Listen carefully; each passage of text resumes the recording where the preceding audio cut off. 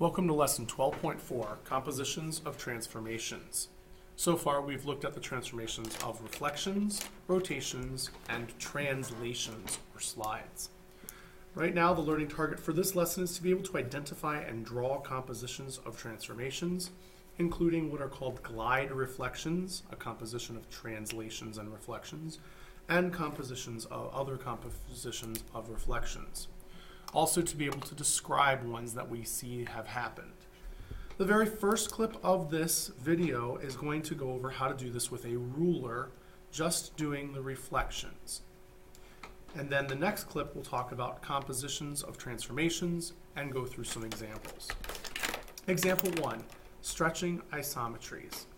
This particular one is happening that they want us to reflect the image, JKH, over line M. K, because it's on line M, will stay put. J and H, we need to make a perpendicular line. Preferably, we would have a protractor to measure a 90-degree angle. And we're going to just draw a nice little path to that line and measure it in centimeters. I think I'm in centimeters. Yes, I'm in centimeters. So there's 0. I'm going to go to 1.4 centimeters. Continuing that path, that linear path, I'm going to measure 1.4 units and put a point there for H prime. Now the same thing for point J. I'm going to determine the perpendicular path from point J to the line, which is roughly here. Extend that path. When I measure that, it appears to be 0.5 centimeters. So I'm going to go 0.5, not centimeters, yes, centimeters. I'm going to do 0.5 centimeters right there to get J prime. I now have what's supposed to be, if I had used a protractor, it would be a little bit more accurate. Congruent shape, JKH and J prime, K prime, H prime are congruent because I reflected it across line M. And that is an isometry. Reflections are an isometry. Letter B. We're going to now reflect this trapezoid across line A. So we need to take every single point and make a perpendicular path to the line. Take every single point, make a perpendicular path. Might help to just slide your ruler to keep that perpendicular path. Perpendicular path to the line. Make it a little longer than what you think you're going to go. That way when you measure, you don't have to extend your line later. Make a perpendicular path to that line. And now we're going to measure the distance from that point to the line. So for X, we're looking at roughly 0.6. So I go to 0.6. There's X prime. For W, we're looking at roughly 0.5. It's hard for me to do this because I'm not right over it, with the camera being right over it. So that's W prime. With point Z, from point Z to the line, we're looking at roughly 1.7. 1.7 along the same path. Here would be Z prime. And from Y to the line, we're looking at roughly 2.2. 2.2. Right there is roughly where Y prime will go.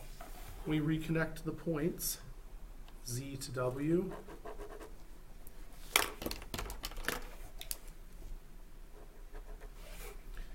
Z to Y. W to X, W prime to X prime, I should say, and Y prime to X prime. And we should see a congruent shape. It's off a little bit over here because that was hard to see, but I've got the general idea. I can see the perpendicular paths, and I can take a ruler and see that I'm pretty close to the same measurement. Letter C and D is actually how to translate them using a ruler. So you want to follow this parallel path. You want to keep your ruler parallel to this path as you move it. And we're going to move it exactly 3.2 centimeters right. Well, not exactly right, along this parallel path. So I put it right there, V, so I go to 3.2 and that's V prime. Keeping that parallel path, trying to keep my ruler parallel as much as possible. 3.2 gives me my new U prime. Trying to maintain this parallel as I slide my ruler up. It helps when you have a clear ruler. Some of you have those. I'm going to do 3.2. That's my W prime. And for T, keeping the same parallel path, or trying to, 3.2, and I don't think I did, is T prime. And I can connect my points for my image. And if I did it right, if I was able to maintain the parallel lines, which I'm not entirely sure that I did, I should have a congruent shape, or relatively congruent shape. I'm off a little bit. You can tell it's a little fatter over here. Same idea for letter D. Let's see if I have one that's see-through. I do. So with this one, I need to go a total distance from there at 0 of 3.4 centimeters for every point. I'm going to try to keep this edge parallel to that line that's in there. So I'm supposed to go 3.4. There's 3.4 for L prime. Okay, trying to keep that parallel line to the edge of mine. And I want to go to 3.4. There's J prime. That just doesn't look right. And then I said 3.4, so here's 3.4. Try to make sure those two lines are parallel. Gives me K prime. And I can connect those. And the shape should be parallel to the one beneath it, relatively, JK, JK, J prime, K prime, JK. And the shape should be congruent. Letter E and letter F are something new for us. It is to reflect on line L and then translate. So we need to make a perpendicular path for each of these points, perpendicular to the line. I don't know that I was so perpendicular. We're going to pretend it was. And then we measure. So this one was a half, so I go to 1. There's A prime. This one was like 0.3, so I go to almost 0.4, so I go to 0.8. There's B prime. C was roughly 1, so I go to 2 on that same path. There's C prime. So here are my new points of my image for a reflection across that line, and it's off a little because I didn't quite achieve the 90-degree angle.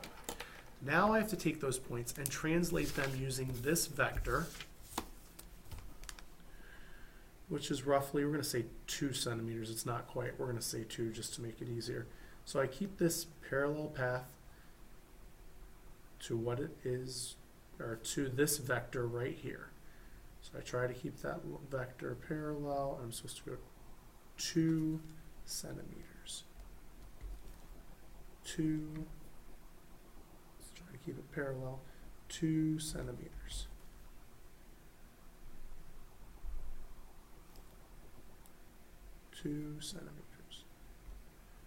Connect A prime, B prime, and C prime with your ruler. You should have a congruent shape. And that's what we get. We reflect it across this line. So now we're being asked to reflect across line L. Here's line L. And then translate it right to the right. So I'm going to again make my perpendicular path. That's about 0.6. I'm going to go to 1.2. Same thing, about 0.6. I'm going to go to 1.2. This one's going to be longer. That one's at like 1.9. So I'm going to come to this, actually not 1.9, it's about 1.8, no 1.9, so I'm going to come down and go 1.9. I'm going to connect those points. That'll be the reflection of DEF to D prime, E prime, F prime. Now I'm supposed to translate them right 2.5 units.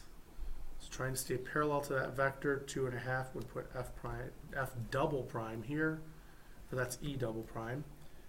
2.5 units would put f double prime there, and 2.5 units would put d double prime there. So there's our shape. By the way, I did that wrong over here. This should have been labeled a double prime, b double prime, c double prime, because it's the second transformation that we did. This concludes clip 1 of 2 for lesson 12.4. Please watch the other clip on how to do this in the coordinate plane.